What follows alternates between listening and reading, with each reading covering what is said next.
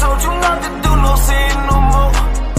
I guess they acting like they hear me. 90 days I let a fiend for. If this what you want, you best go beast mode.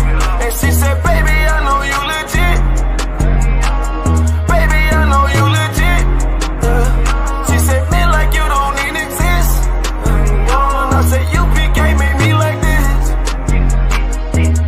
Bada bing, I pop the least suspect. I start all my crowns, ring and necklace. Do what the men above had taught me. Hey, you say I play too hot, no coffee. I had to change my life like this. Yeah. I'm taking life for what it is. Yeah. Quit acting blind, you need some lenses. Abiding by the damn scriptures. Hey, I told you not to do no sin no more.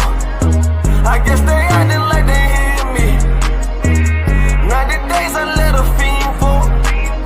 If this what you want, you best go beast mode. And she said, baby, I know you legit. Baby, I know you legit. She said, man, like you don't need exist. And I said, UPK made me like this. I've been up, I've been up, I've been up, I've been up. I've been up, I've been up, I've been up, I've been up. Quit the fuss, show me love, show me love. I need love, don't wanna leave me. I'm mixing up my damn problems. I'm mixing out all of that violence. If you with me, then we on that fly shit.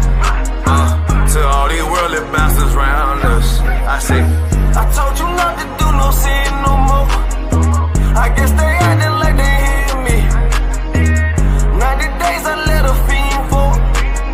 If this what you want, you best go beast mode. And she said, baby, I know you legit. Baby, I know you legit. She said, man, like you don't need exist.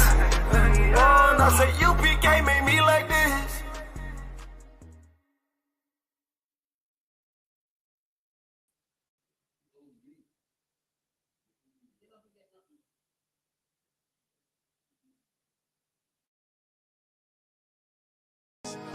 Any man give his life for Yahweh Shai, Mashiach, and Christ, and fall up under that UPK banner.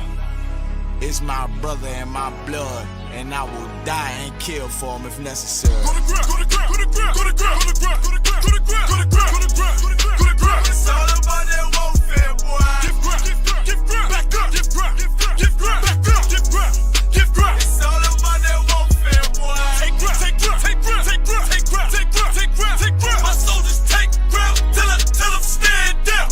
Take ground, take ground, take ground, take ground, take ground, take ground, take ground. My soldiers take ground till them stand down. Take ground, take ground, take ground. Nah, this ain't no movement, this a takedown. We would not be moved or intimidated. We ain't the type.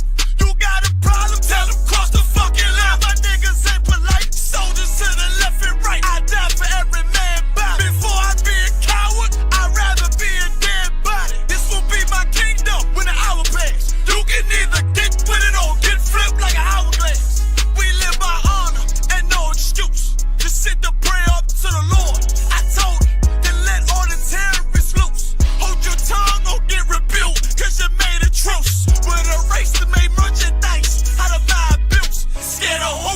You got your gun, then pull it. Me and my niggas start to argue, it's about who gon' bite the bullet. It gon' take round, take round, take round. Opponents better move slow. Attack dog for this truth, nigga, cool yo. Go to ground, go to ground, go to ground, go to ground, go to ground, go to ground, go to ground, go to ground, go to ground, go to ground, go to ground. It's all about that warfare, boy. Give ground, give ground, back up, give ground, give ground, back up, give ground, give ground. It's all about that warfare, boy. Take ground, take ground, take ground, take ground, take ground, take ground, take ground, take ground. My soldiers take ground till them stand down. Take ground, take ground, take ground, take ground, take ground, take ground, take ground. My soldiers take ground till them stand down. Oh.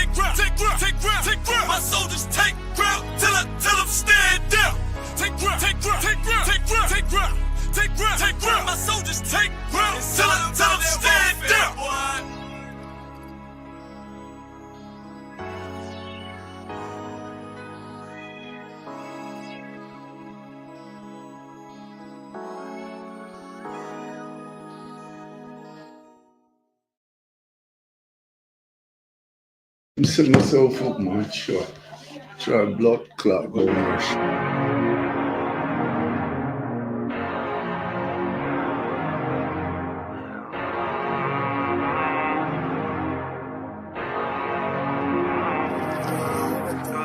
I told you not to do no sin no more. I guess they acting like they hear me. 90 days I let a fiend for. If this what you want, you best go beast mode. And she said, baby, I know you legit. Baby, I know you legit. She said, me like you don't need exist. And I said, UPK made me like this. Bada bing, I popped the least suspect. I start all my crowns, ring and necklace. Do what the men above had taught me. Hey, you say I play too hot, no coffee. I had to change my life like this, yeah. I'm taking life for what it is, yeah. Quit acting blind, you need some lenses. Abiding by the damn scriptures, hey. I told you not to do no sin no more. I guess they acting like they hear me. 90 days I let a fiend for. If this what you want, you best go beast mode. And she said, baby, I know you legit. Baby, I know you legit. She said, me like you don't need exist. And I said, UPK made me like this. I've been up, I've been up, I've been up, I've been up, I've been up, I've been up, I've been up, I've been up. Quit the fuck, show me love, I need love. Don't wanna leave me, yeah. I'm mixing up my damn problems. I'm mixing out all of that violence. If you with me, we on that fly shit. To all these worldly bastards round us, I say, I told you not to do no sin no more. I guess they acting like they hear me. 90 days I let a fiend for. If this what you want, you best go beast mode. And she said, baby, I know you legit. Baby, I know you legit. She said, me like you don't need exist. And I said, UPK made me like this.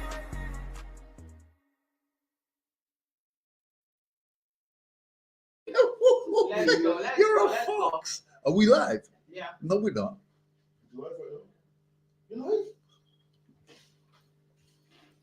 Shalom, Lord and grace. Yehovah Shem Yoshai Brakatah to the brothers. Yehoshua Ladan Bashim Yoshai to the sisters. We are the ISUPK, started at 1 West 125th Street, Harlem, New York, under Commanding General Yohana. And we teach that blacks, Hispanics, and Native Indians are the true Hebrew Israelites of the Bible, God's chosen people. Okay, we're going to go through what we've got going on in the school. We've got a lot going on at the minute, and then we're going to go straight into tonight's class. Okay, we've gone. Mozart, you've got your swords ready, yeah? Okay, so without further ado, with that being said, Monday night we've got the law class. Tuesday night we have the brotherhood class. Wednesday night the history class. Thursday night the scripture breakdown class. Friday night we have the Lashawan Kodash class. Okay, so 3 nights a week the schools are the classes are live in the school.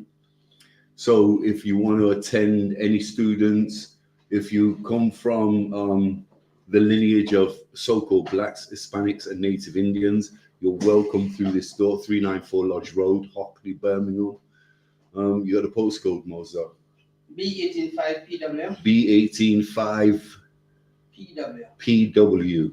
Okay, that's B185 PW, 394 Lodge Road, Hockley, Birmingham. Okay, so 3 nights a week, the Monday night law class, the Wednesday night history class, and the Thursday night scripture breakdown class are live in the school.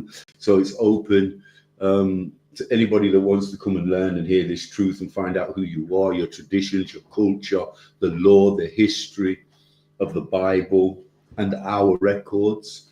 Okay, and the King James Version 1611, these are our records, so-called blacks, Hispanics, and Native Indians. We wrote this book This book was intended for us and us alone.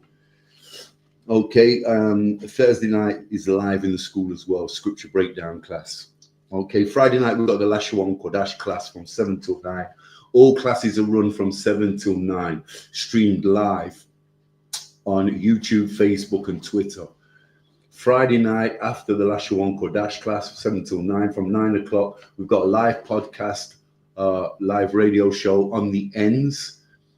Okay, that is streamed from Birmingham, not live in the school.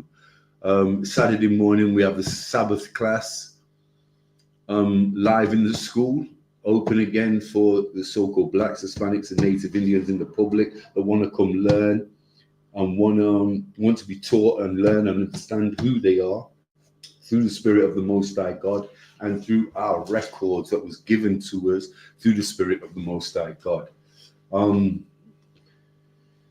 Okay, so after Sabbath class Saturday morning from 12 till 5, we hit the concrete for street camp.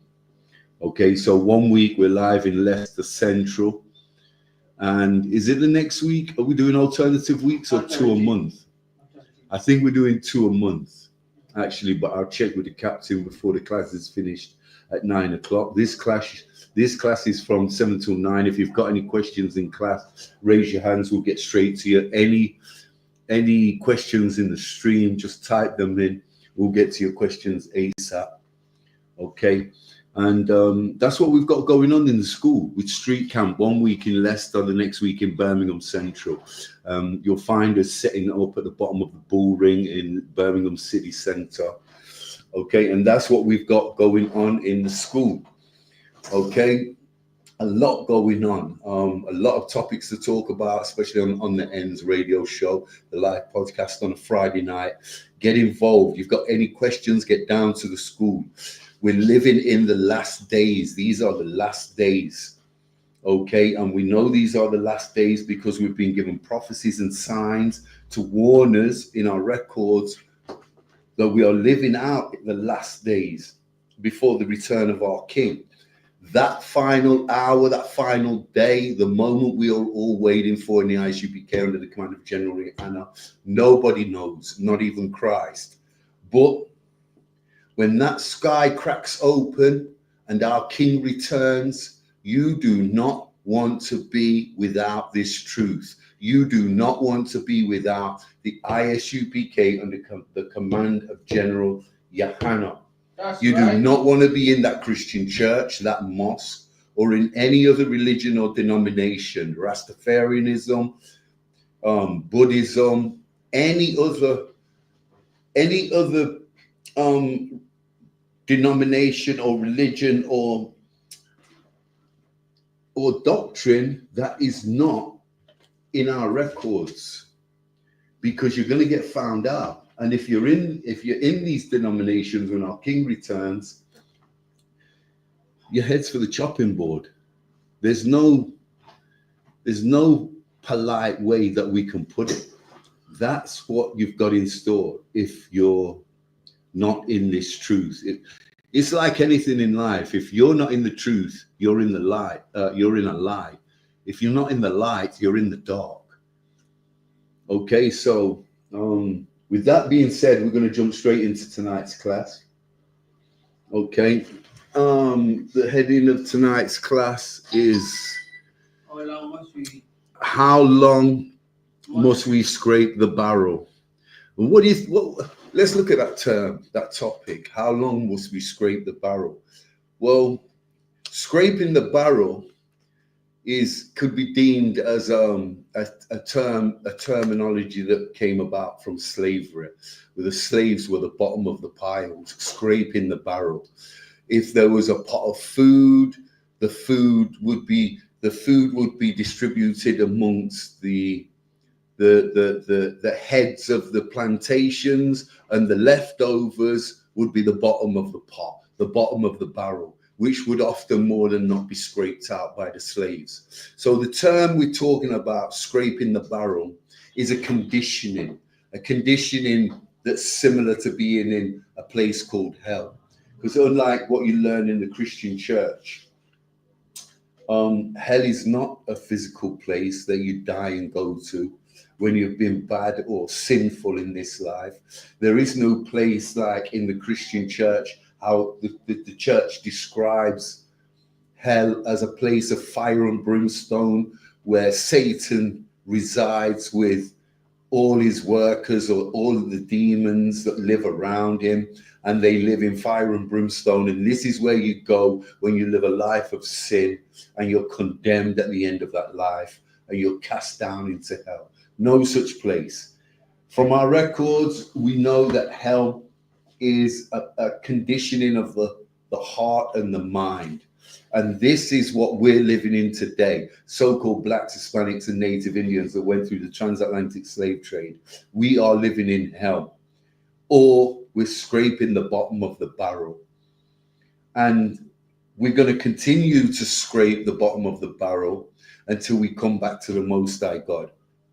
Until we come back to keeping the laws, statutes, and commandments of the Most High God. Now, this is the law class. So we're gonna go into why we're scraping the bottom of the barrel, the issues of how we got in this condition, and the conclusion is how we get out of this condition of scraping the barrel.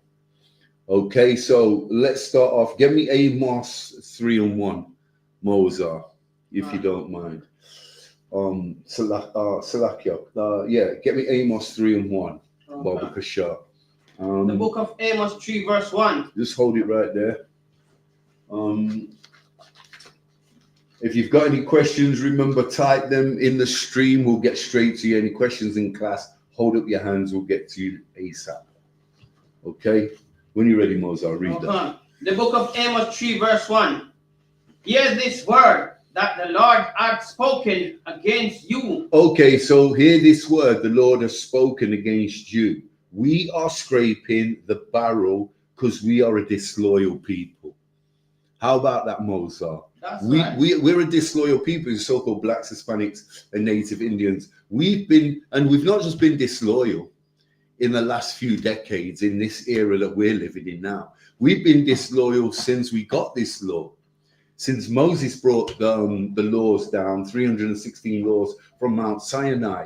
We was disloyal as soon as Moses came down from that mountain and we was building a golden calf. Because why? We was impatient. We couldn't wait. We wanted everything in a day. That's You're right. familiar with that term? Rome wasn't built in a day.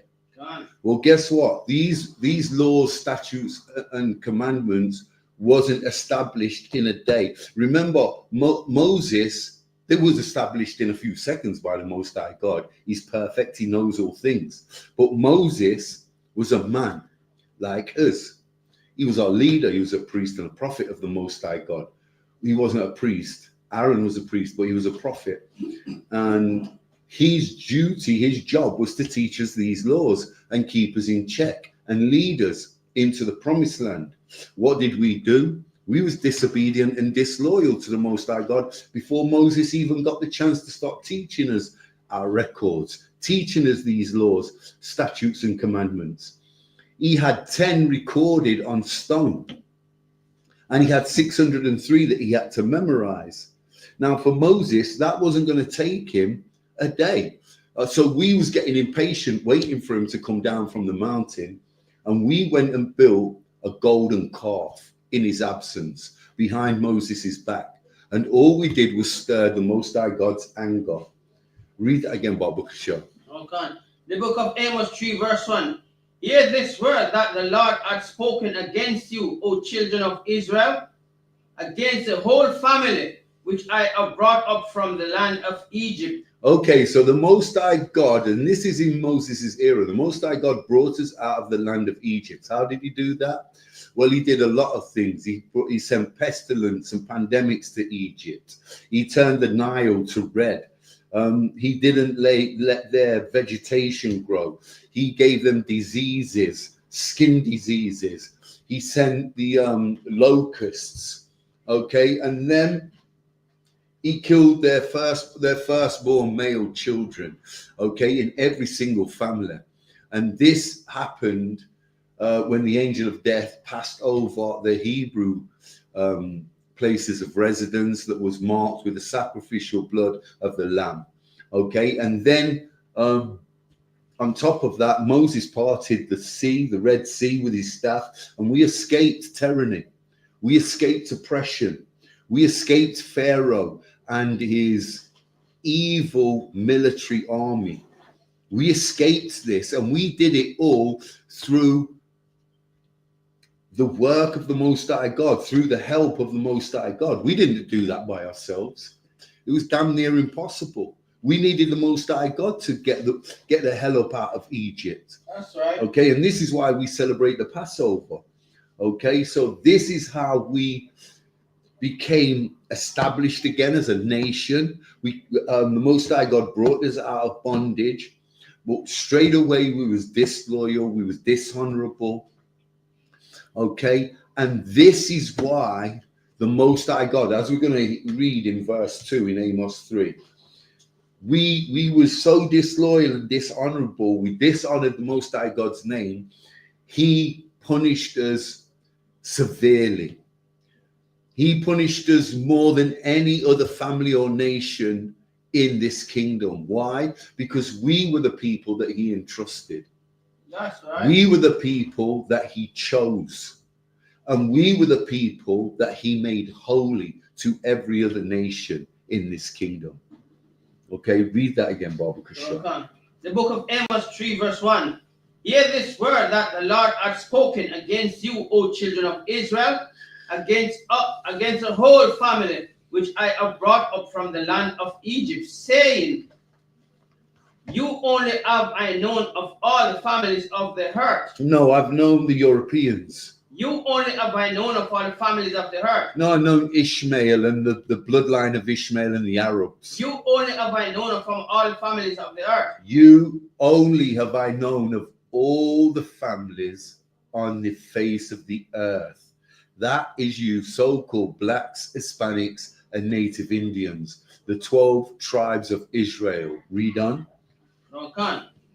Therefore, I will punish you for all your iniquities. No, I'll bless you. I'll punish you for all your iniquities. No, I'll send you plenty and plenty of gifts. I'll punish you for all your iniquities. He will punish us for our iniquities. Read that again, Bob. Okay. Verse 2. You only have I known of all the families of the earth. Therefore, I will punish you for all your iniquities. Is that it? Is there any more on that? Okay. No, because we're gonna go into. Okay. So, there you have it. Only us is he going to punish for all our iniquities. Why? Because we were the people that he trusted to do his work. A work of high power, a work of divinity, a work of holiness, a separate work that the other nations didn't know, understand, get, or possess. Because guess what? That spirit of the Most High God was instilled in us, not in the other 17 nations. Okay, remember there's 18 nations created from the seed of Noah and his 3 sons, Shem, Japheth, and Ham. That's right. And the 18 nations, there was one nation chosen. They were you so-called blacks, Hispanics, and Native Indians, the 12 tribes of Israel. And we was installed with a trust. We was given a job to do, and we couldn't do that job. We couldn't keep our vow. We had a vow with the Most High God. We couldn't even wait for Moses to come down from the mountain before we started sinning and breaking these laws, statutes, and commandments that we didn't even have or hear yet from Moses. But we already knew what was right and wrong. We already knew what we should be doing and shouldn't be doing. And we knew we shouldn't be making any graven images. And that's the first thing we did. Read that again, Baba Kishar. No, just verse 2. Verse 2. You only have I known of all the families of the earth. Therefore, I will punish you for all your iniquities. And there you go. We did get punished. And how did we end up? Bottom of the pile. Scraping the bottom of the barrel. In slavery. Washed up. Like an old has-been. A fresh nation with fresh ideas washed up before we had a chance to teach the world what we were supposed to teach them. Before we had a chance to keep our covenant and our vow with the Most High God. That's right. We didn't even give ourselves the chance to do this, and we ended up scraping the bottom of the barrel. Just like we are today, living in all the impoverished areas around the world. We did this to ourselves, Israel, and we've got to get ourselves out of this mess. And how do we do that? The mess is these brick buildings we're stuck up in, these denominations, these religions. That's the mess. That's the mess we've put ourselves in. That blonde-haired, blue-eyed depiction of Jesus, Caesar Borgia, that's a mess. That stringy-haired Arab called Muhammad that a lot of our people believe in and put their trust in, that's a mess. Okay? That Buddhist God with dreadlocks and that Rastafarian doctrine, that's a mess. And how many of our people are lost to Rastafarianism? All these denominations is what makes it messy for us. And this is why we're scraping the bottom of the barrel in all the impoverished areas around the world. And we are the most gifted people God ever put on this green earth. It's hard to fathom sometimes, you know what I'm saying, Mozart? It's really hard to understand how we got to this point. When you see the places we've been and come from aforetime, in the era of King David and King Solomon, when we ruled this kingdom. And nothing couldn't touch us. Nothing couldn't touch you. Get me 1 Peter 2:17, Baba Kasha. 1 Peter 2:17. Love the law. You must learn to love the law. Okay? How we've been taught to deal with each other. A lot of the law is brotherhood. Okay? If we can get it right with each other and sisterhood, if our sisters can get it right with each other, if we as men can get in touch with our masculine side, our gentle side, and be righteous with it, okay? And be correct when we're dealing with our sisters and each other, okay? We'll crack this law. We've cracked most of this law. Are we getting this? Do we understand this? We've got to learn to love the law. And that don't mean fear it like under Moses' regime. We was taught to love this law by the last prophet and the last messenger and our king, Hamashiach Yahushai. Okay, read that for me, Baba Kusha. Okay. The book of 1 Peter 2, verse 17. Honor all men. Do what? Honor all men. You're in 1 Peter. 1 Peter 2, verse 17. 1 Peter 2, verse 17. Baba Kusha, read that again, Baba Kusha. Honor all men. Love the brotherhood. Do what? Love the brotherhood. Do what? Love the brotherhood. There you go. There it is. Read on. Fear God. Do what? Fear God. Don't take the Most High God for granted, Israel. Fear God. Peter's telling us right here, fear the Most High God. How do you fear God? By keeping his laws, statutes, and commandments. Read. Honor the king. Honor our king. Who is our king? Yahweh. No, Yahweh is the Most High. Who is our king? Yahushai. Yahushai. Read that again, Baba Kusha. Honor all men. Love the brotherhood. Fear God. Honor the king. Honor our king. The king. Oh, Salakia. Honor the king. Okay, so honor all men. And this isn't talking about all men from all 18 nations. This is specific what Peter's talking about here. This is talking about you blacks, Hispanics, and native Indians. This is talking about you Israelites, the 12 tribes of Israel. Okay, honor all men, love brotherhood. Learn these laws and keep to them, and you will love your brother. You will honor your brother. You won't be fighting him. And even if you fall out and have a dispute or a disagreement with your brother, you will find a way back through counsel. You know, if you're in the school, if you're in the ISUPK under the command of General Yohanna, we often have arguments and disagreements in the school. And if we can't sort it out amongst us as men, we go and counsel. First, you counsel with your one another. If there's been a trespass or a disagreement between two brothers or two sisters, then if we can't agree to disagree, or if we can't agree and get to the bottom of it when we counsel with each other, we go and counsel amongst two or more what, Mozart? Two or more witnesses. Okay, and that's what we do, and we get to the core of the issue, the problem, and we sort it out.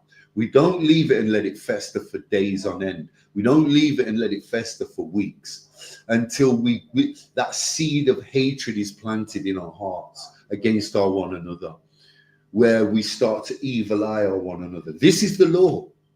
This is the law, and this is how we come out of that deprived thing that we're stuck in, that deprived situation that we're all in, scraping the bottom of the barrel. This is how we got ourselves out of this, out of that. Okay, honor all men, love the brotherhood, fear God, keep his laws, statutes, and commandments, and honor our king. Okay, so what do you think that might mean? Honor our king. Honor somebody, you follow what they said. We know we're talking about Christ, Hamashiach Yahushai in the Hebrew. So how do we honor him? By following the example that he laid out. Okay, so that's not a wrong answer. The officer Moses said by keeping the example he set. Okay, but there's more to the answer than that. Try again. Honor our king. Honor the king. The king is Hamashiach Yahushai, who the world ignorantly calls Jesus Christ. Well, let me break it down for you. Let me tell you how we honor him.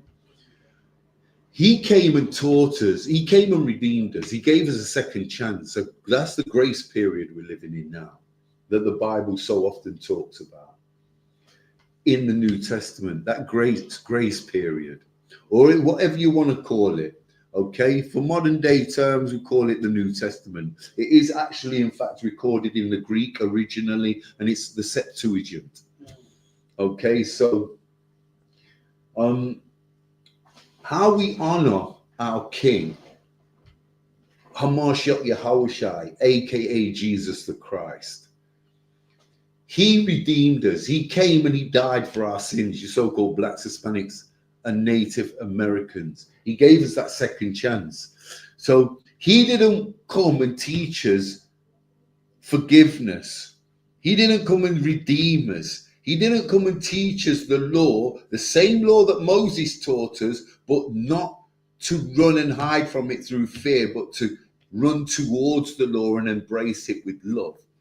And always have love in our heart when we considered the law, instead of being worried about it and fearing it like under Moses' regime. Okay, so by honoring him, he didn't do all that and die for us on that cross for us to keep messing up, for us to keep committing adultery, for us to not embrace brotherhood and sleep with our brother's wife, or try to covet his goods.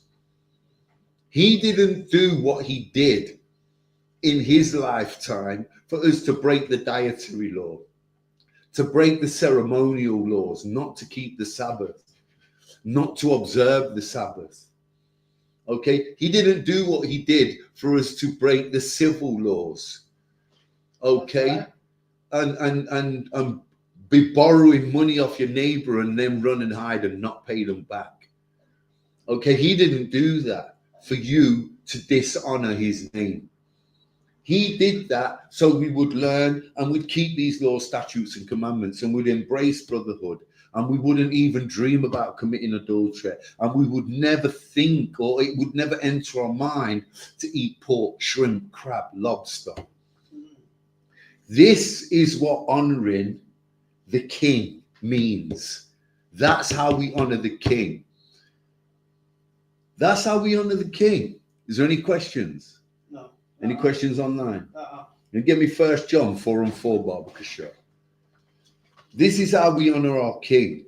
But what we don't do is know this truth and sit upon it idly and do absolutely nothing else. We've got blacks, Hispanics, and Native Indians, our brethren, stuck up in that church. They know that that Christian doctrine isn't the truth, but they will never ever say so, and they won't come out of the Christian church. Why? Do you know why they won't leave the Christian church? You don't want to keep the law. It's so simple. They're so comfortable in breaking the law. They see this law as a big game changer in their life, as a migraine, a headache. And that's all there is to it. They could never fathom giving up their pork chops. They could never fathom giving up the little scheming moves they do with their pastors, sleeping with each other's women's.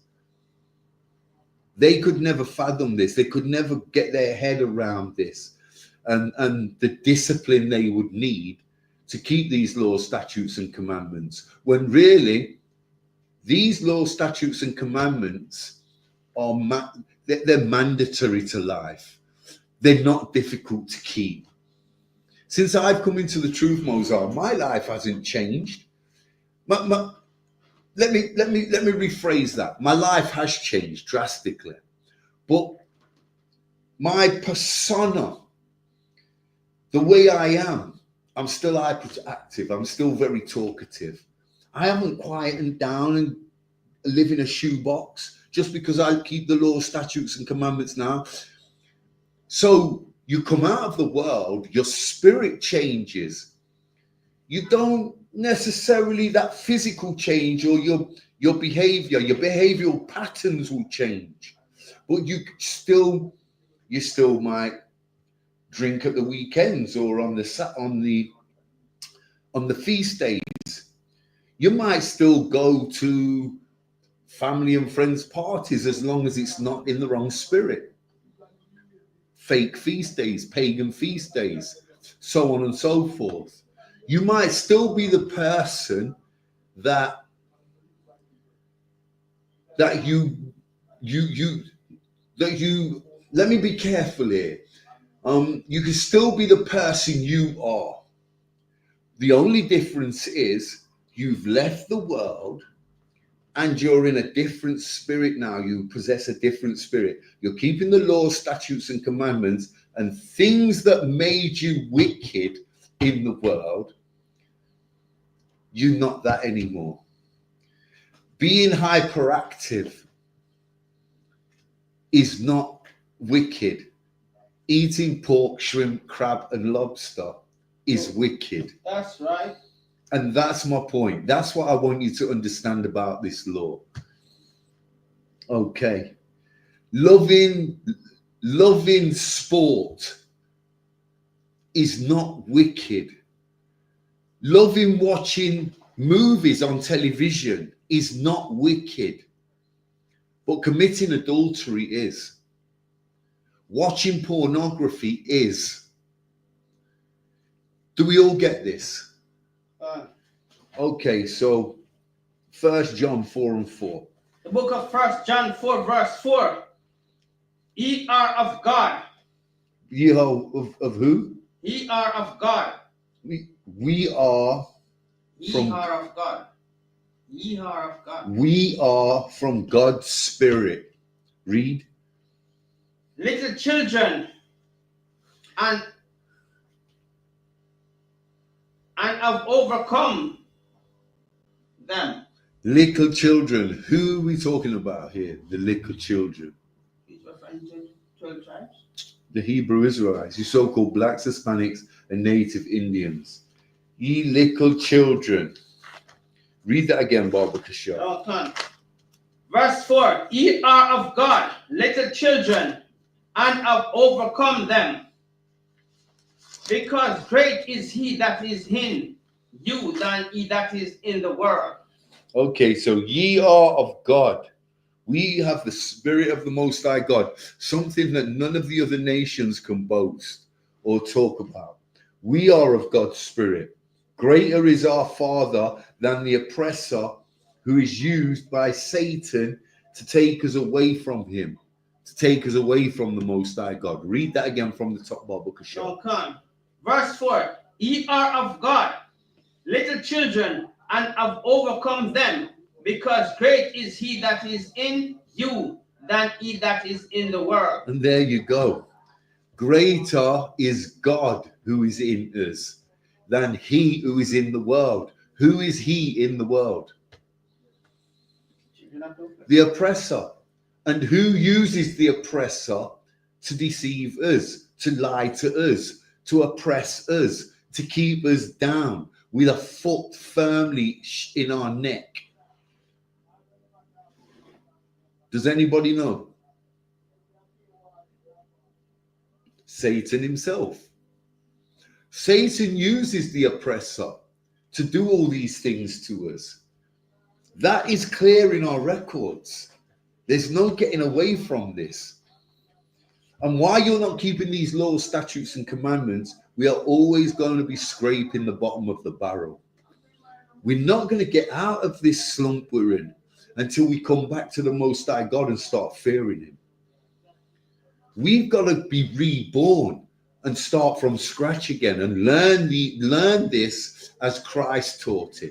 And the only way we're going to do this is in the ISUPK under the command of General Yohana. There's no other way we can do this. There's no other route to the path to the kingdom of heaven. There's no other way. There's no other navigation to the 12 gates of heaven. This is the only route, and you're going to find it right in here, 394 Lodge Road, Hockley, Birmingham. This is where it's going to happen. Now, read that again, Baba Kasha. Okay. 1 John 4, verse 4. Ye are of God, little children, and have overcome them, because great is he that is in you than he that is in the world. Okay, and there you go. So this is Satan using Lucifer. Lucifer being a nation of people, the oppressor. Okay, this is Satan using him. And greater is he, the Most High God, in us than he that is in the world. But if you're in that Christian church or in any of these religions that we've been given, then you've lost the battle already. He that is in the world conquers you, has conquered you, and rules you, and owns you. And you are not of the Most High God. That's right. If you are of the Most High God and you carry the Spirit of the Most High God, you'd be in the ISUPK under the command of General Yohana. You'd be in one of the schools, one of the many schools around the world. There's no other way we could put this, or there's no plainer way we can teach you this. This is the truth. As our records say in the Holy Bible. Give me Deuteronomy 28 and 47. Okay, so we are from God's Spirit. Greater is our Father than the oppressor, or furthermore, any of these other nations. You on verse 6? What are you talking about? The same verse 6. Where in First John? Verse 6, yeah.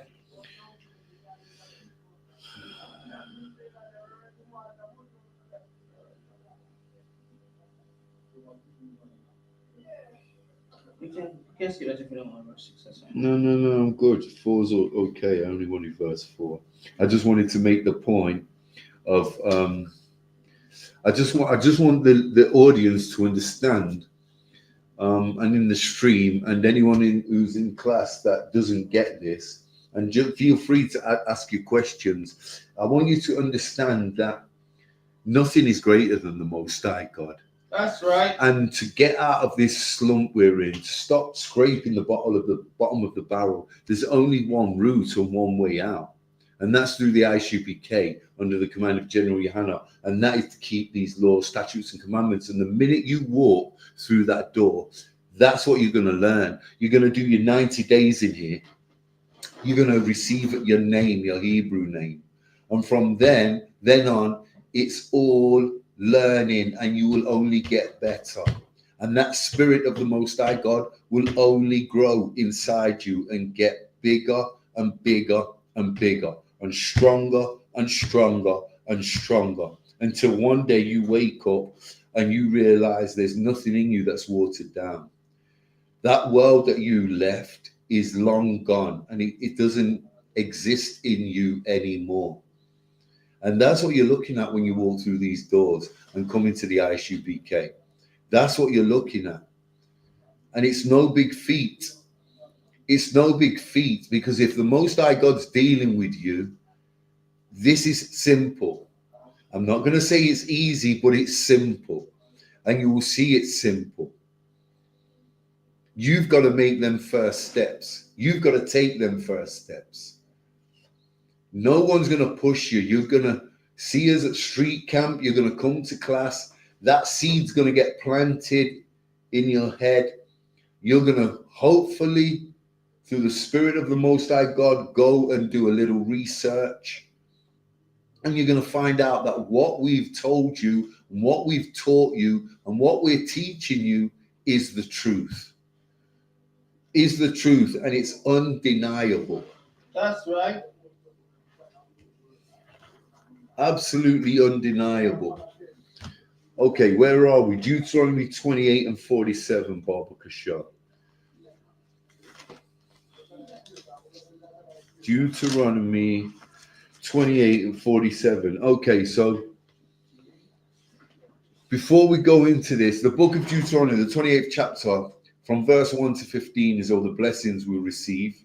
This is the beginning of our covenant, when Moses came down from Mount Sinai with the 613 laws, statutes, and commandments from the Most High God. And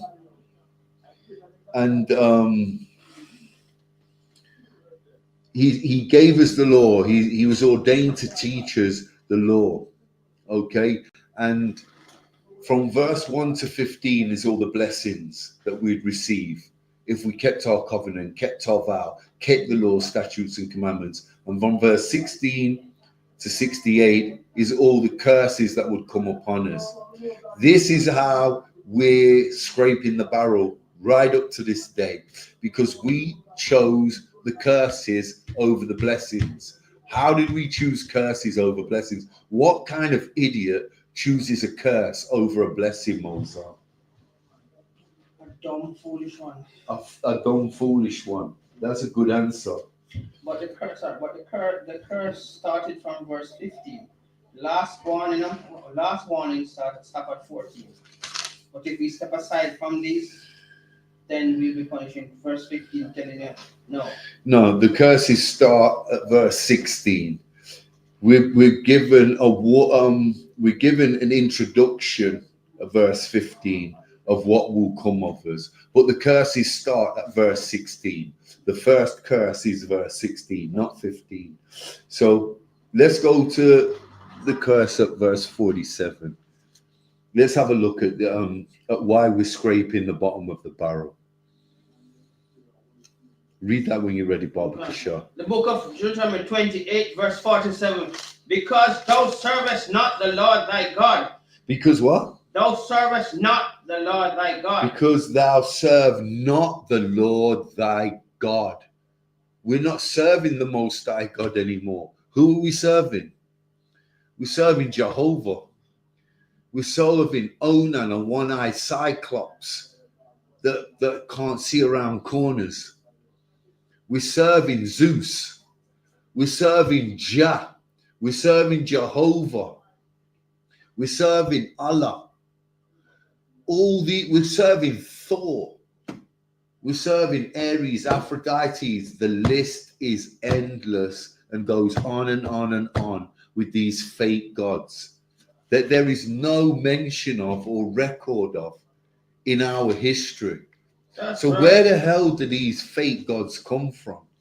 If they're not in our history, why have we inherited them? Why have we got a belief system that puts our trust in something that doesn't exist? When the hell did Jehovah ever part an ocean? When the hell did Onin ever burn a bush? When the hell did Thor or Zeus ever turn a rod into a serpent? When did Allah ever bring a people out of captivity? You see, you laugh. You see what I'm saying? But guess what?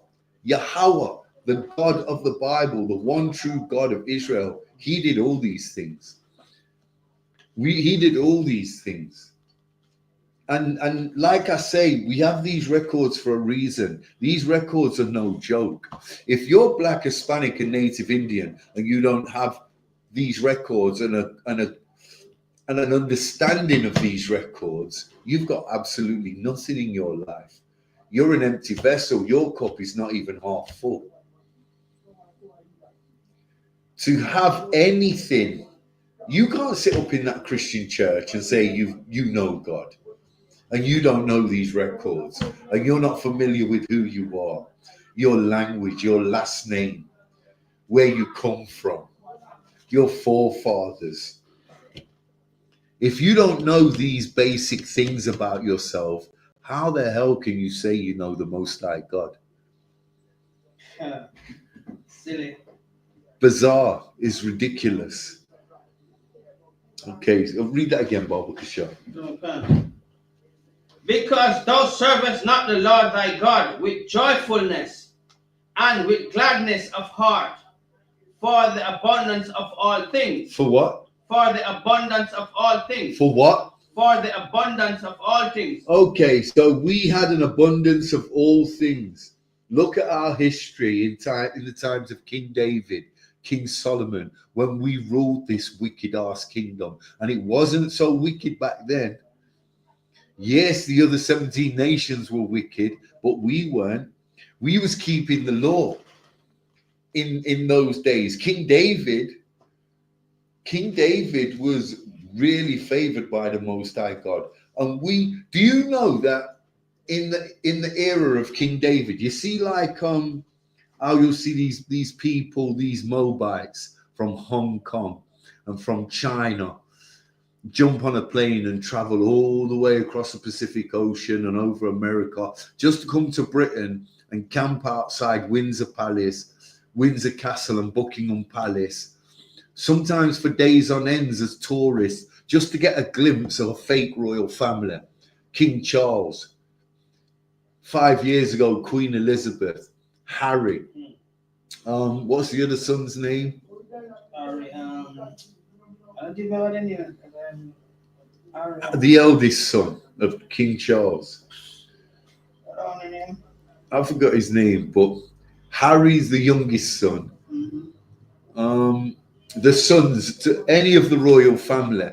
These Moabites travel all the way around the world just to camp outside Windsor Castle and Buckingham Palace and wait for them to come out and get chauffeur driven off their estates in Rolls Royces and limousines just to get a glimpse and a photograph of them. They come in their tens and thousands.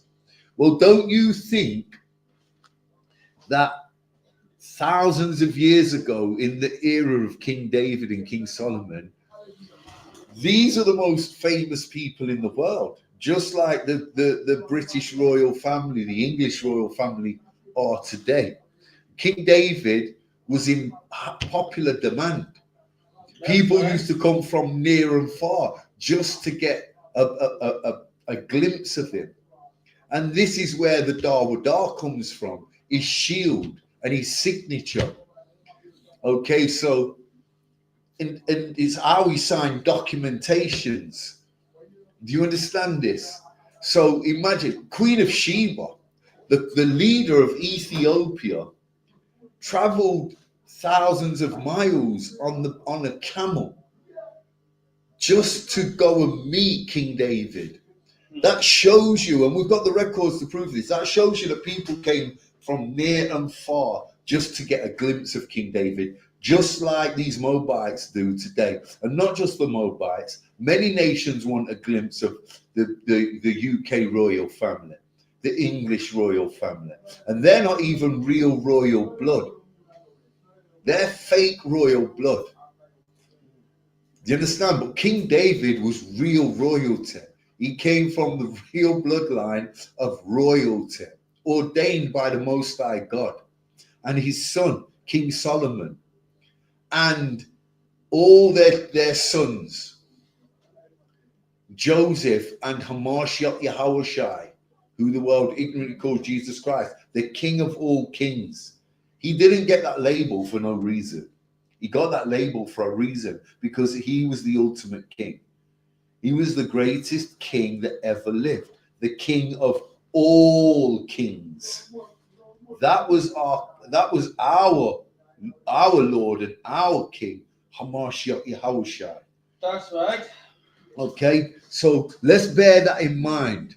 Okay, let's bear that in mind. That in them times, aforetime, in the era of King David, in King Solomon, we had everything in abundance. We had all things. We was not scraping the bottom of the barrel in them days.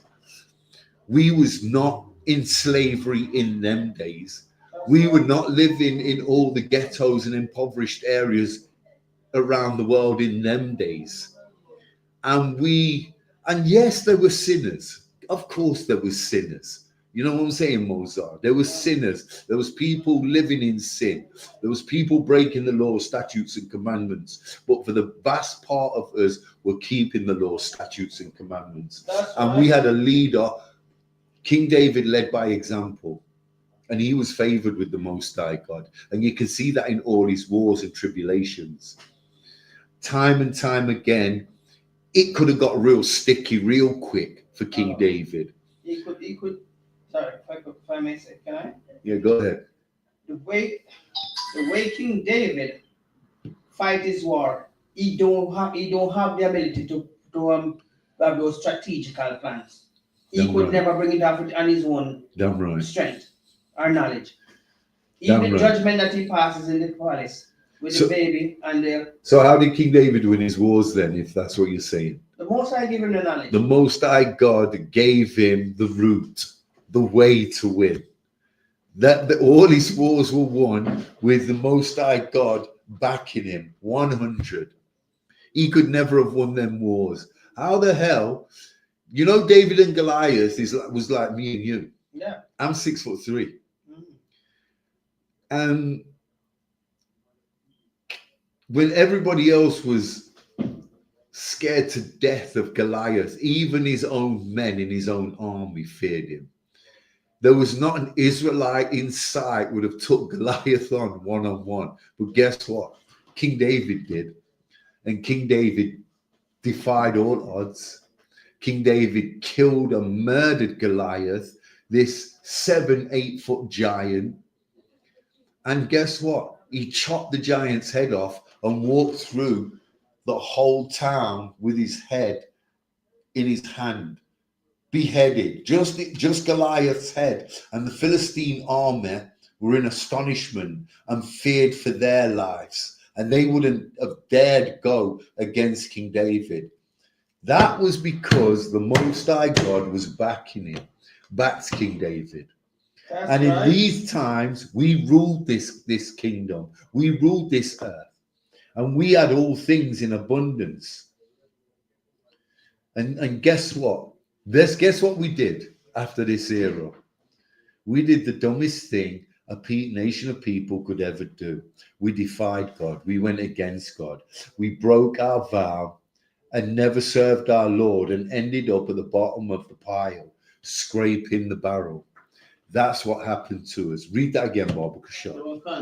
Because thou servest not the Lord thy God with joyfulness, and with gladness of heart, for the abundance of all things.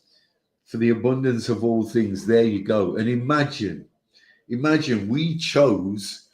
How did we start to fall off our pedestal and end up scraping the barrel? We chose a people over our God. We chose to serve a people and their idols over our one real God. Get me Ezekiel 35:5, Barbara Shaw. Let's have a look at this in depth. We will know by the end of this class why we are scraping the barrel and what we need to do to get out of this state that we're in, this slum. Because this is not rocket science, Mozart, and this is not difficult. We know exactly what we need to do to get back to the top again. And you could say we're going to be back on top one day, but that's only the men and the priests and prophets in the ISUPK under the command of General Yohanna. As a nation, we could all be in that high state in the new kingdom. All you need to do is keep these laws, statutes, and commandments. All you need to do is find an ISUPK school and get with that school and stick with that school. That's what you need to do. Read that, Barbara. That's right. Ezekiel 35 verse 5. Because thou art at a perpetual hatred. Okay, this is talking about a people that hates us. Have you got a dictionary there? Get this dictionary. Let me find it for you while you carry on reading. Okay, we're going to get a definition of the term perpetual. Okay, read that, Barbara Shaw. Because thou art a perpetual hatred. Okay, so someone had a perpetual hatred. Read. And had shed the blood of the children of Israel by the force of the sword in the time of their calamity, in the time that their iniquity had an end. Okay, so did we all get that? Did we all understand that? Imagine we chose a people over our God, and the people we chose were a people that had a perpetual hatred for us, a people that couldn't stand us and still can't stand us to this day, but we love them for some reason. A people that envies us, lies to us, despises us, but still we somehow love them. Imagine that. Somebody hates you so badly. We sound like a dog. You know that old grumpy owner that has a dog and don't stop beating the dog, and time again the dog forgives him and comes and wants pampering and is happy to see his owner. But you know this dog is abused by the owner, because when the owner turns up and the key goes in the front door, the dog's initial reaction is to run and hide under the coffee table or behind the couch.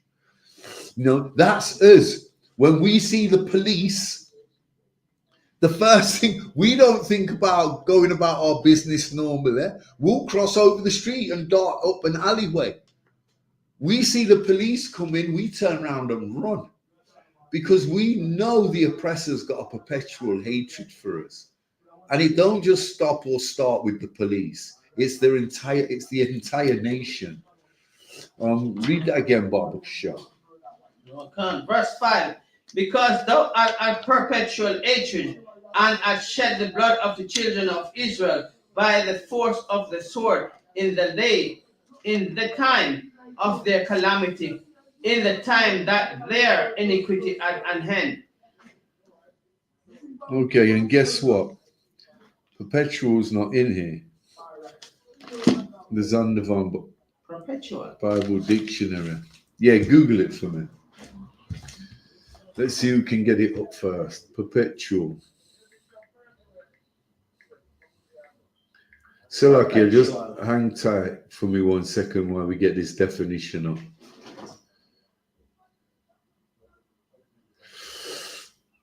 Righteous hatred. You got it? It's the internet slow. Perpetual Oh, I've got it.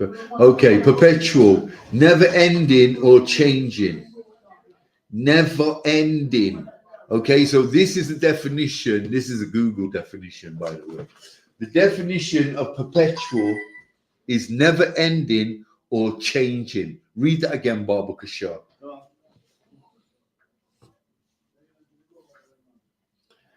Verse 5. Because thou art. Ezekiel 35 and 5. Salakia, read. The book of Ezekiel 35, verse 5. Because thou art a perpetual hatred. Because thou hast had a perpetual hatred, read. And had shed the blood of the children of Israel. So thou hast had a never-ending hatred for you so-called blacks, Hispanics, and native Indians, and has shed the blood of the children of God, the children of Israel, you so-called blacks, Hispanics, and native Indians. Read. Okay. By the force of the sword, in the time of their calamity, in the time that their iniquity at an hand. And there you go. A people that envies us, lies to us, despises us, we still love them. Their hatred for us is never ending. It will never stop. From beginning to the end, from Esau hated Jacob, through the transatlantic slave trade, the same people hated us, and still to this day, through the police and their governments and their leaders, they hate us. These people can't stand us.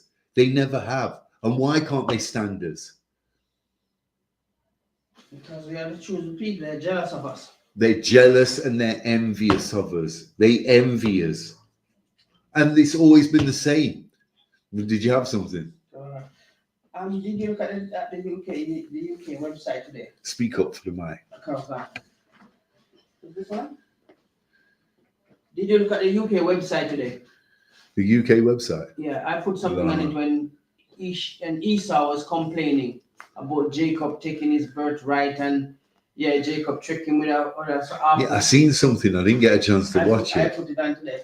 Yeah, what was it? He was complaining that Jacob took my blessing twice, and he had tricked me to stood there with a bowl of soup and persuaded me to take the soup. Never persuaded him nothing. He didn't give a damn about the Most High God, and he didn't give a damn about his birthright, according to the Bible. Okay, so we love a people that hate us. That's in Ezekiel 35 and 5. These people have got a never-ending hatred for us, a perpetual hatred for us. It will never stop and it will never end. And we've chosen these people over our God. We've chosen these people over the one true God of the Bible, the Most High God. We've chosen these people over him. How dumb are we?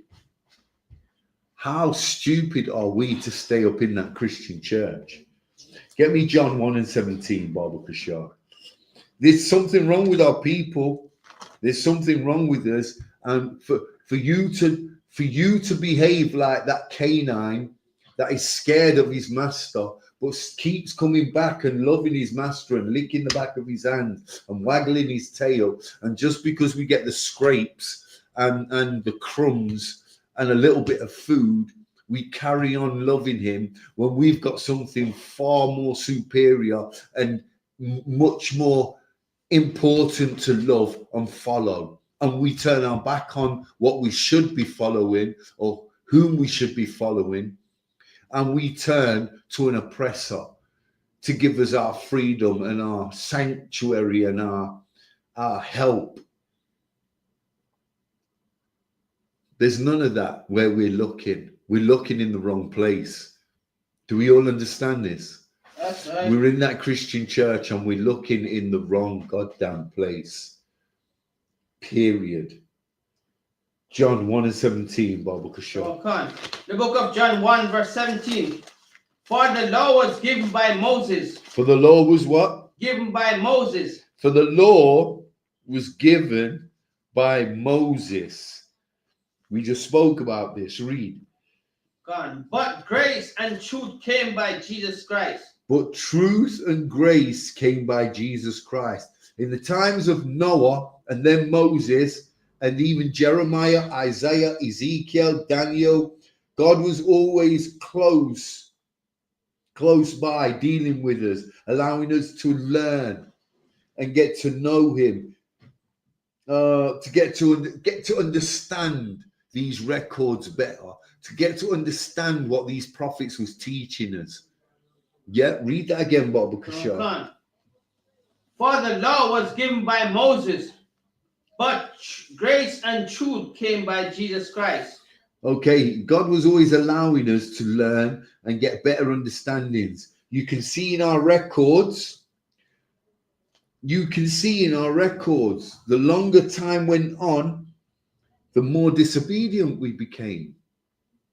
Okay, so we started out understanding this, and as time progressed, we started to distance ourselves from the Most High God more and more and more. And when you read our records and start to understand these records, you can see the more we distanced ourselves from the Most High God, and the more we distanced ourselves from these laws, statutes, and commandments, the worse our living conditions became. They started to get worse and worse and worse until one day the Europeans invaded our land, and we had to run out of our land into another land to save our behinds amongst the people that appeared to be similar as us at skin surface, but under the skin they was a completely different people and had a completely different nature and spirit. And that were the Africans. And the people that invaded our land were the Romans. And this is when we knew we'd hit the bottom. We were scraping the barrel. When them Romans invaded, we needed Jesus more than ever. And this was in Christ's era, this happened. So you could see how far we'd fallen from King David's era to the era of Christ. You know, and we're talking about how many generations. You might want to get the lineage of Christ in Matthew 1 and 1. We're not going to go through it, but just you have a look and tell me how many generations. I think it's about 14 or 15 generations. Don't quote me. It might be more. But from King David to Jesus Christ, we fell a hell of a long way. We fell a hell of a long way. And by the time Christ came along, we were deadbeats. We were just about finished. And the Romans invaded, and the Most High God would do nothing for us. Do you think in King David's time that them Romans could have invaded Jerusalem? No. In the time of King David, do you think them Romans could have just marched into Jerusalem and took the place? They would have never even dreamed that. But they came and they took our king, hung him on a cross, and we ended up in Africa, hiding amongst other melanated people to confuse these Europeans, to confuse these oppressors. That's what happened to us. That's what happened to us. Where are we? What are we? John 1:17? We did go into Matthew 1, verse 1 to for the lineage there. Yeah, how many generations we looking at? From King David to Jesus Christ. Bear in mind, King David and King Solomon were Jesus Christ's great grandfathers. Okay, King David was the father of King Solomon, and generations from these two kings, King David and King Solomon, Christ was born from the loins of Joseph, who was married to Mary. Have we got that? Have you got that? I'm searching. Don't worry. In the meantime, let's carry on with John. We'll come back to that. Let's go back to John 1:17. Read that for me, Baba Kashar. John 1:17. The book of John 1, verse 17. For the law was given by Moses, but grace and truth came by Jesus Christ. Okay, so Moses and Jesus Christ came with the same law. We've spoke about the difference in the law. Moses was a strict disciplinarian. There was no playing with this law under Moses. With Christ, you might have messed up once and been forgiven, but warned never to let it happen again. That's right. You wouldn't get chance after chance because Christ was a serious man like Moses, but Christ knew that Christ knew us better than Moses knew us. Christ knew that we had to learn to love the law, not to just fear it. Moses' only intent was to fear God, fear the law. And love is fear.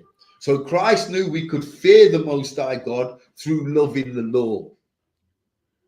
Moses just thought we had to fear God by fearing the law. Where most of us in Moses' era, a lot of us in Moses' era ran from the law. But Christ taught us to run towards the law. Embrace it. Don't fear something that's going to make you better. Don't fear something that's going to make you greater. Don't fear something that's going to make you holy, make you separate, make you better than everybody else. Why would you fear that? Do you see that, Mozo? Why would you fear that? There's no reason to fear that. I mean, this divorce settlement we had with God was the most devastating thing that ever happened to our people, that ever happened to our nation, when the Most High God divorced us because of this, because we couldn't keep these laws. We couldn't keep our vow. We couldn't keep our vow. He divorced us. And that divorce settlement has to be the most conclusive thing that ever happened in our history. The most conclusive divorce in mankind's history. There's never been a divorce like it, and there never will be. When we lost the Most High God, we lost everything, and now we're scraping the bottom of the barrel, and we've been like this for the longest. We've been like this for the longest, and guess what? Nothing's going to change while we're stuck up in that Christian church. While we're stuck up in Rastafarianism and all kinds of denominations and religions. Nothing's going to change. We're going to continue to scrape the bottom of the barrel until Christ returns, until that sky cracks open. He jumps out of the sky one day with his band of military angels, and we're going to say, look up in the sky and say, oops, General Yohana was right all along. I'm sorry, can I have a second chance? Guess what? It's too goddamn late. It's too late for your second chance. Your second chance was when the priests and prophets of the Most High God in the ISUPK under the command of General Yohana was teaching you and telling you and planting that seed and trying to get you in the schools. We're doing this righteous work. And like I said, we've got these records for a reason. This is no joke. This is no joke. But while you're stuck up in that Christian church, you take this for a joke. You think it's a joke. You must do. You must do, because a lot of you in that church, you know that your pastor's lying to you. You know he's lying to you. But still you stay there because you're comfortable. And you don't want to stop eating pork. And you don't want to stop sleeping with your brother's wife. And you don't want to have to stop working on a Saturday to keep the Sabbath. Even though you know it wouldn't be your boss's sin, you can get out of working on a Saturday if you want. Because remember, if you work on a Saturday and you're ordered to or lose your job, I'll replace you. I'll get somebody else to do what you do on a Saturday. You can go to work on the Sabbath, and that's not your sin. That's your boss's sin. He has to hold that sin. But if you can get out of work on a Saturday and you don't need to be at work on a Saturday, but you're just a greedy blood clot that wants to be there and working on a Saturday, so you don't have to observe the Sabbath even, then that sin belongs to you and you alone. Remember that. Remember that. Even a divorced couple may still be civil to each other, but God completely turned his back on us. You know, a couple that divorce and there's children involved, they might carry on talking for the children's sake. They might carry on having exchanges and meetings and being civil and family meetings for the children's sake. God completely turned his back on us when he divorced us. He completely shut us down. Completely. That's right. And from that day, we was scraping the bottom of the barrel and there was no coming back. The only way back is how, Moses? Come back to the law, statutes, and commandments. Repent. Come back to the law, statutes, and commandments. That's it. Repeat that for us into the mic. Oh, to repent, come back to the law, statutes, and commandments. Because there's nothing else you can come back to. Nothing else you could come back to. Get me John 5:46, Baba Kushai.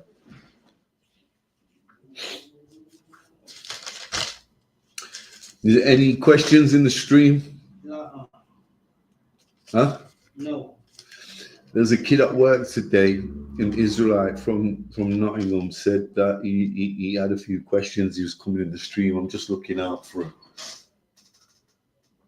The only thing, Banya, I need to check in from Jamaica.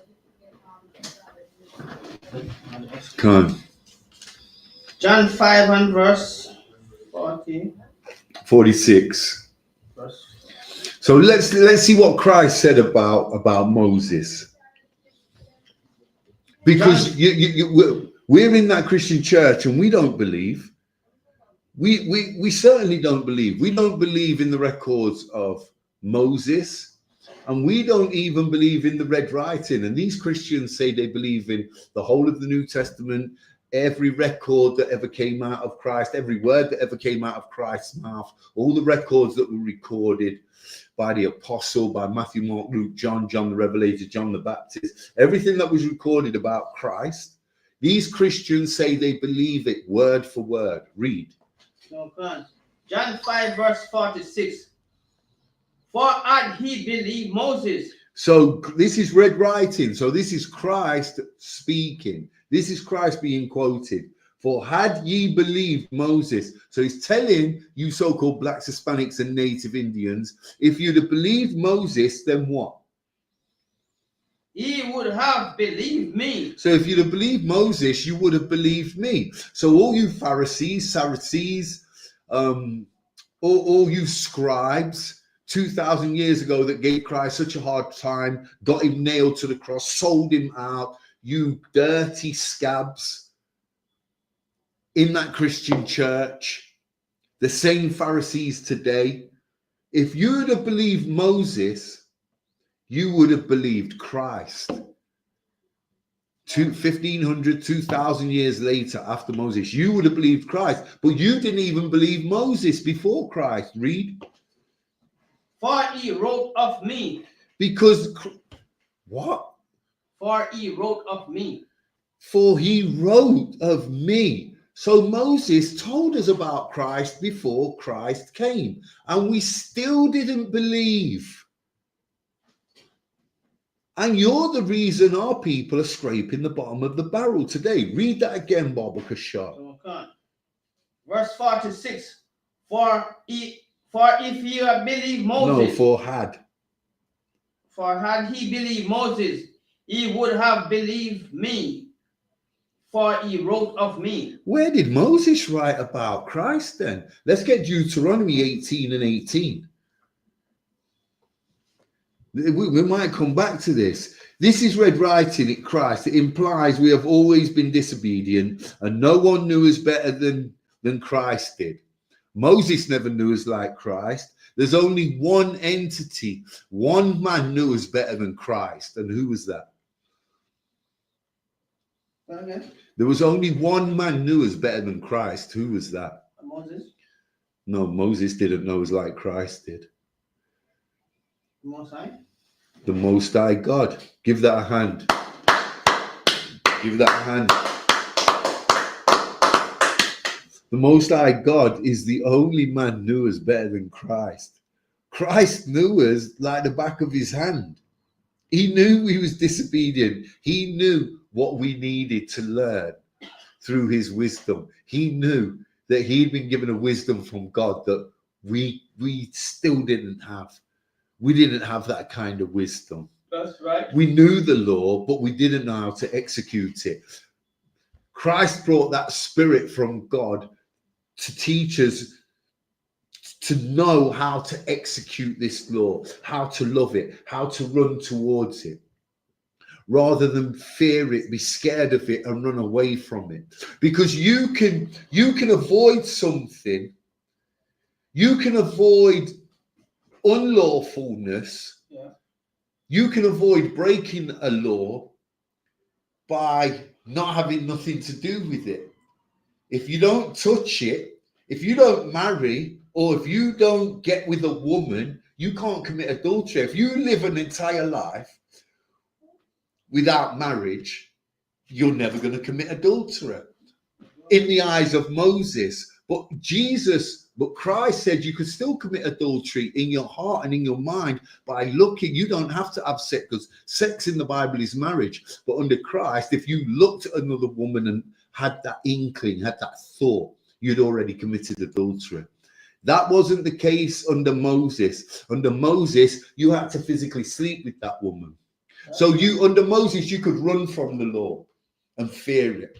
Under Christ, you couldn't do that. He was teaching us to be aware, self-awareness, to love the law. This is not a bad thing. This is not something to be scared of. This is something to indulge in, to love, to embrace. That's how good and how pure the law of the Most High God is. That's how great this thing was. That's right. Okay, Deuteronomy 18 and 18. Okay. The book of Deuteronomy 18, verse 18. I'll raise them up a prophet from among their brethren. Well, hold on a minute. John 5 and 46 said that Moses spoke about me. Where is it? For he wrote of me, verse 46, for had ye believed Moses, ye would have believed me. For he, Moses, Christ says, for he wrote of me. He wrote of me. So these are the records, what we're reading in Deuteronomy 18 and 18. These are the records of Moses. Remember, Moses wrote the first 5 books of the Bible, the Torah, which means in the Hebrew, the law. Okay, so that was Genesis, Exodus, Leviticus, Numbers, and Deuteronomy. So this is Deuteronomy chapter 18, verse 18. Read it again. This is what Moses recorded. Christ has already said in the New Testament, in the Septuagint, in John 5 and 46, that Moses wrote of me. Moses already wrote about the coming of Christ. Read. Okay. I'll raise them up a prophet from among their brethren. I'll raise them what? A prophet from among their brethren. From among their brethren. So Moses recorded in Deuteronomy 18 and 18 that the Most High God would raise the Israelites up a prophet from amongst their brethren or amongst their brothers. But hold on a minute. The Imam in the mosque teaches that this precept Moses was talking about Muhammad. But the last time I checked, Muhammad was an Ishmaelite from the seed of Ishmael. He was an Arab. Ishmael in the Bible was the first ever Arab. So the Ishmaelites today are the Arab nations, Yemen, Dubai, Qatar, Saudi Arabia, Syria. These Arab countries, these Arab countries are where these Arab countries came from the seed of Ishmael, who was the first ever Arab. But here, this debunks the Imam's breakdown of Deuteronomy 18 and 18, where the Imam will tell you, look, Moses wrote about the coming of the last prophet, Muhammad. But Moses wrote here that God will raise them up a prophet from amongst their own, from amongst their brethren. Brethren meaning bloodline, a brother. Your bloodline are the 12 tribes of Israel. You'd have had to have been from the seed of Jacob to be a brethren. That's right. You couldn't be a brethren and you was from the seed of Ishmael. That just doesn't work. That doesn't work out. It's like me and a Chinaman saying we've got the same parents. You're from the seed of a Chinaman. I'm from the seed of Jacob, an Israelite. We are not related. That's like saying an orange and an apple are brothers. An orange and an apple are from the same fruit. An orange and an apple are from the same tree. That Islamic doctrine makes no goddamn sense. Right here in Deuteronomy 18 and 18, Moses says, I will raise the Most High God will raise thee up a prophet from amongst thy brethren. That's a bloodline. That's a lineage. That's the same people. So that debunks that Islamic doctrine that Moses was recording a prophecy about a fake prophet called Muhammad, who was from the loins of an Ishmaelite, an Arab. Okay, this is from amongst his own brethren, from amongst his own people, his own bloodline, a brother. Do we all follow this? Do we all get it? Read that again, Barbara Shaw. I will raise them up a prophet from among their brethren, like unto thee, and I'll put my words in his mouth, and he shall speak unto them all that I have commanded him. Okay, so brethren being the indicator that this prophet would be an Israelite. And guess what? Jesus Christ was an Israelite. That's right. From the tribe of Judah. Hebrews 7 and 14. Hebrews 7 and 14. Let me think what it says. Don't pull it. For it is evident our Lord sprang out of Judah. Our Lord, the way it's spelled, capital L, small O-R-D, it cannot be God. There's only two Lords in the Bible. One is God. They're all capital letters. L, capital O, capital R, capital D. When you see a capital L and lowercase letters, small, a non-capital O-R-D, that Lord is Jesus Christ. So all capitals Lord spelled in the Bible is God, talking about the Most High God. A capital L and then a lowercase O-R-D, that's talking about Jesus Christ. The Lord in Hebrews 7 and 14 is a capital L, lowercase O-R and D. This is referring to Jesus Christ in Hebrews 7 and 14, that it is evident he sprang out of the tribe of Judah. Okay, so he was an Israelite. He was not an Ishmaelite. And Muhammad was an Ishmaelite. He was not an Israelite. He wasn't from any of the 12 tribes. He came from an Arab called Ishmael, the first Arab. So it's clear and evident who Moses is talking. That's an indicator that the prophet that Moses is recording here, that will be raised up amongst his brethren, was an Israelite from the same bloodline. He won't be an Arab, and he won't be a European, and he won't be an African. Couldn't possibly be. He had to be a Negro. He had to be an Israelite. That's right. And that was Jesus Christ. You so-called Black, Hispanic, and Native Indians, who are the original Israelites. You're from Israel. That's right. You're not from Mexico. You're not from America. You're not from Jamaica, Antigua, Barbados, Trinidad, Montserrat, Cuba, Colombia, Brazil, Peru, Venezuela. You're not. You're from Israel. Read that again, Barbara Kashaw, Deuteronomy 18 and 18. The book of Deuteronomy 18, verse 18. I'll raise them up a prophet from among their brethren, like unto thee, and I'll put my words in his mouth, and he shall speak unto them all that I command thee. And like we said, until we keep these law statutes, just coming off this precept. So I think we've given you definitive proof that Deuteronomy 18 and 18 is talking about Moses. This record refers to Jesus Christ. It's nothing to do with an Ishmaelite. Why the hell would Moses, a prophet, a black Negro prophet, why would he be talking about an Arab? It just doesn't make any sense. He's talking about another Negro. Okay. Jesus Christ, you got something for us, Moses? Funny enough, you say that because what you said a while ago is quite strong. Because why would Moses then break the law to bring in another nation, which God does not, the Most High has not approved? This is not difficult. It's not difficult. So that means Moses don't want to establish his own doctrine then. There you go. And we know that's not true. And we know that's a And nobody, none of the denominations or religions push that. So for them to, for Muslims and for Islam to come out and try and teach that Deuteronomy 18 and 18 is a prophecy of this fake prophet Muhammad, it's just bizarre and it makes no sense and it doesn't add up. Muhammad was not a brethren according to the Bible. He wasn't from the bloodline of Abraham, Isaac, and Jacob. He was from the bloodline of Abraham, Ishmael. Abraham and Ishmael, not Abraham, Isaac, and Jacob.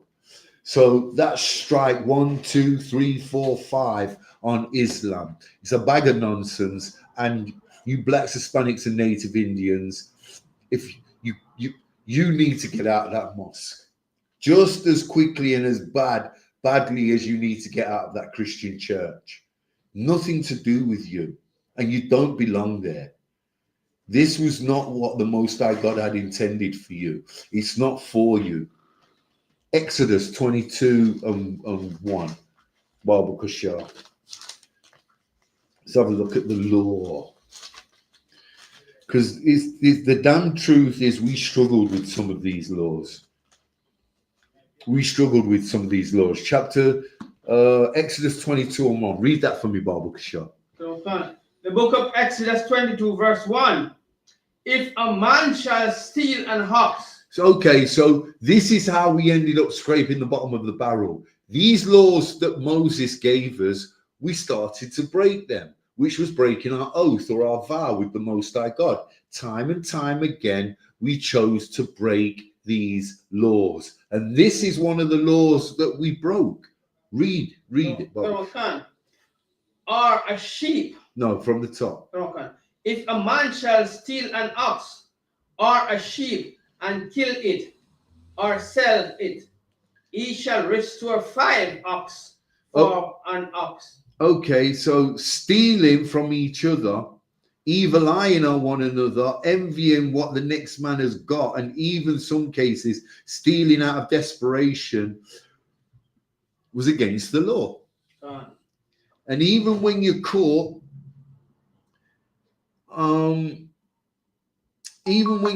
stealing, you would pay back what? 4 or 5 times the amount. 5 ox for an ox and 4 for a sheep. According to the records of Moses. Read verse 2. If a thief be found breaking up and be smitten that he die, there shall no blood be shed for him. Okay, so if you shoot or kill a perpetrator breaching your home at 3 a.m, there'll be no action taken against you. That's what this is saying. There will be no action taken against you. You are allowed. These laws, like I said, we've got these records for a reason. These laws were recorded by Moses for a reason. If you shoot a man dead in your house under our laws, not the oppressor's laws, modern day laws. If we still had these laws today and a perpetrator, a thief, came into your house at 3 a.m. and you shot him dead, you would not be held accountable for that. That would be called self-defense under Israelite law, under the law of the Most High God. That's right. Do we all understand this? Read that again, Bob Kashar. If a thief be found breaking up and be smitten that he die, there shall no blood be shed for him. Smitten means smoked. History. You're shot, stabbed, chopped, sworded, whatever, you're dead. You're dead because you went to steal from your brother. That's not brotherhood. And it's your own fault you're dead. There will be no consequence or punishment for your actions, which meant you had the right to defend your home and your family. Let's move on. We're running out of time. Verse 3. Verse 3. If the sun be risen upon him, there shall be blood shed for him. For he should make full restoration of if he have nothing. Then he shall be sold for the stuff. He shall be sold for the stuff. Read it again. Okay. So if the sun be risen upon, verse 3, if the sun be risen upon him, there shall be bloodshed for him. For he should make full restitution. If he have nothing, then he shall be sold for this theft. Okay, so if the perpetrator's caught, if you catch him and don't shoot him and don't kill him, if you just catch him without harming him, he shall face his judgment and be sold to do free labor, so the victim recoups the money that you stole the goods from, even if you retrieve your money. Read that again, Baba Kashar. Okay. Verse 3. If the sun be risen upon him, there shall be blood shed for him. For he should make full restitution. Restitution. Restitution. If he have nothing, then he shall be sold for his theft. Okay, so the sun being risen upon him means he got lucky. That's all that means. He got a squeeze, he got a blind. Okay, because you didn't pull that trigger. When you found him in your bedroom, when you heard noises down in the kitchen and you put your slippers on and crept downstairs with your double-barrel shotgun and no one was there, and you went back up and you've caught him in the spare bedroom going through your wife's jewelry, you told him, freeze, MF, freeze, don't move or I'll lick your head off. And he froze because he knows you were serious. He knows you're serious. And you caught him in the act and you don't kill him. That means the sun was risen upon him. He got lucky. There's no two ways about that. Would you squeeze? Would you squeeze Moses, or would you let the sun rise upon him? Well, it depends on the situation, because if he turn around with that weapon, then I'm not going to give him a chance. Yeah. And there you go. It depends on the circumstance. But if the sun rises upon you and you get that squeeze, you're going to be sold. You're going to be sold like a bondman. Sold into bondage. And who you've robbed from is going to recoup and make whatever he's lost or any damages, or even, what do they call it? Mental, what do they call it? Anguish. I'm not sure what the right terminology is, but I think we get the gist and we get the drift. Yeah, we get the drift. What verse is that, Moses? Deuteronomy 22, verse 3. Yeah, let's read verse 4. Verse 4. If the thief be certainly found in his hand,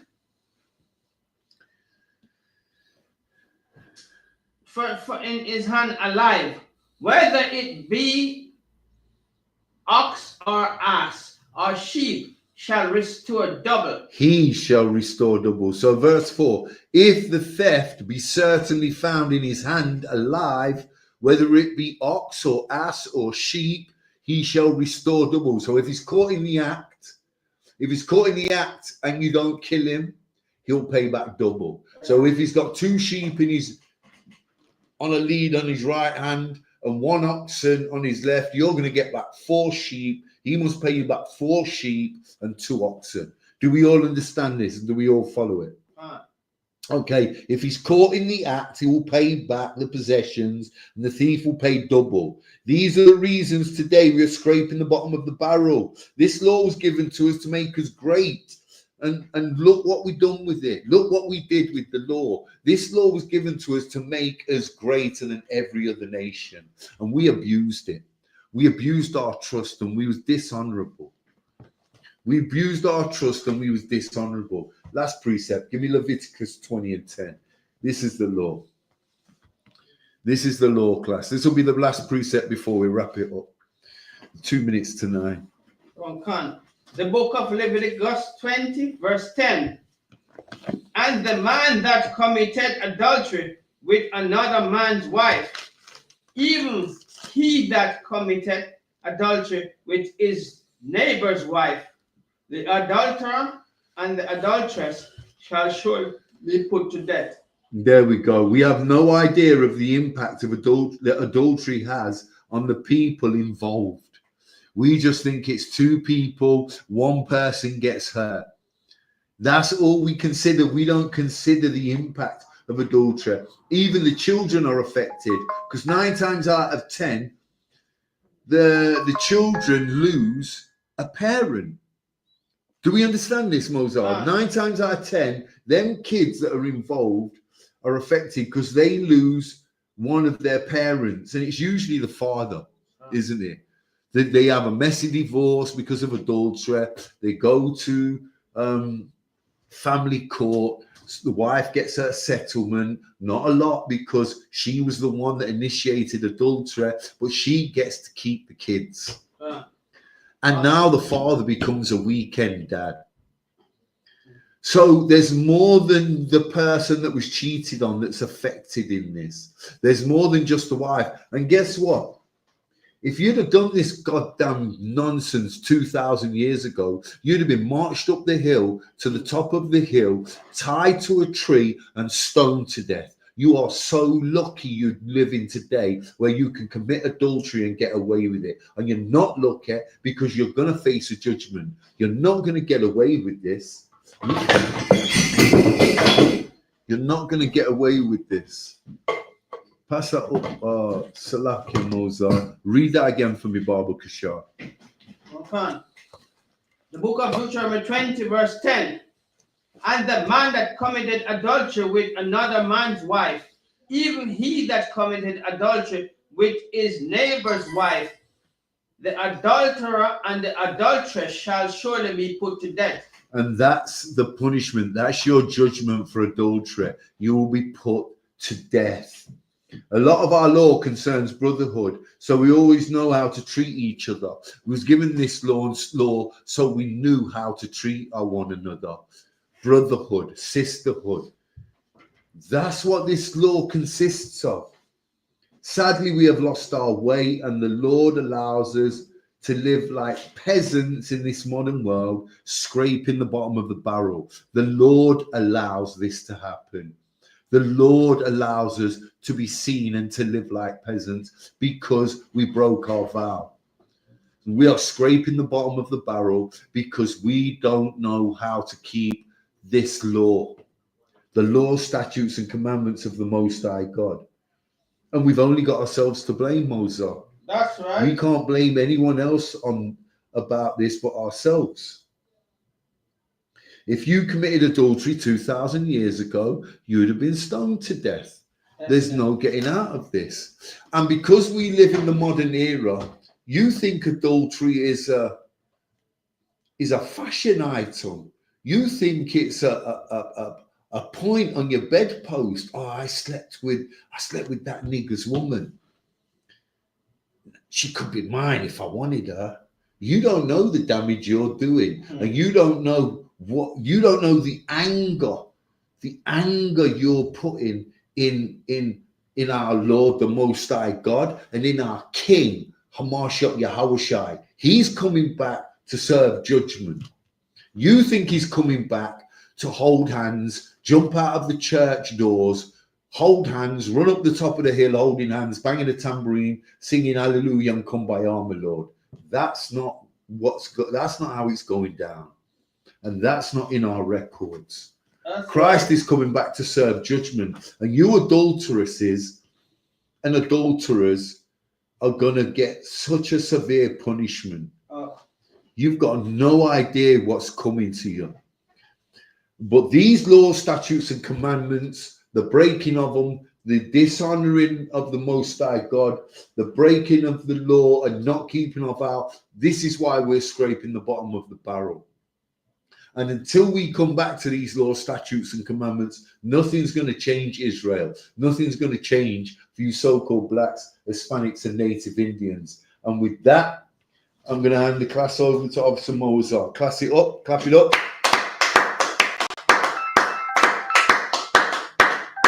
Okay, I'm going to hand the class over to Officer Mozart for the security announcement.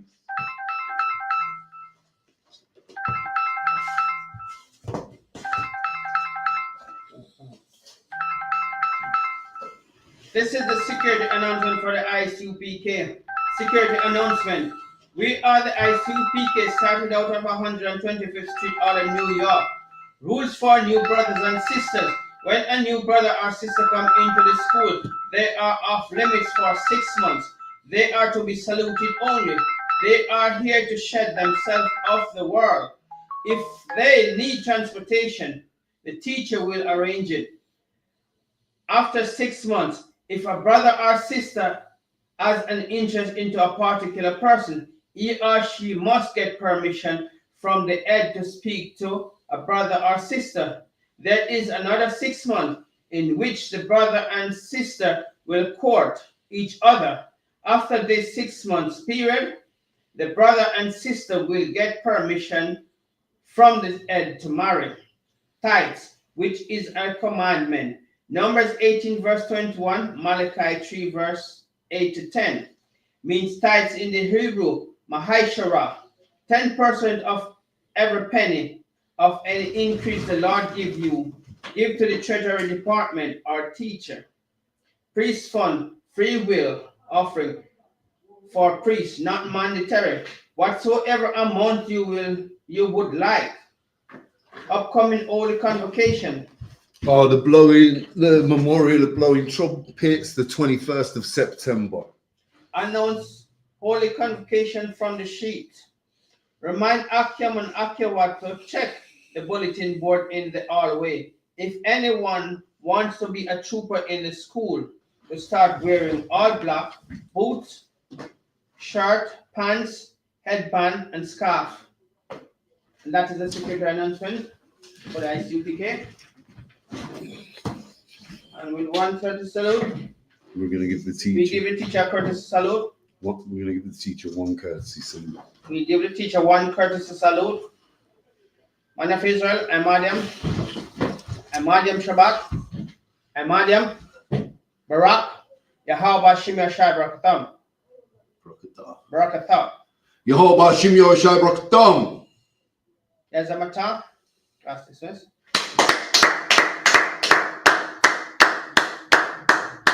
Stop the stream. Baba Kashat. You want to say something? Stop the stream. You want to say something? Stop the stream. You don't want to say something on here, no? Mozart, stop the stream. I am stopping. You can't just keep it running like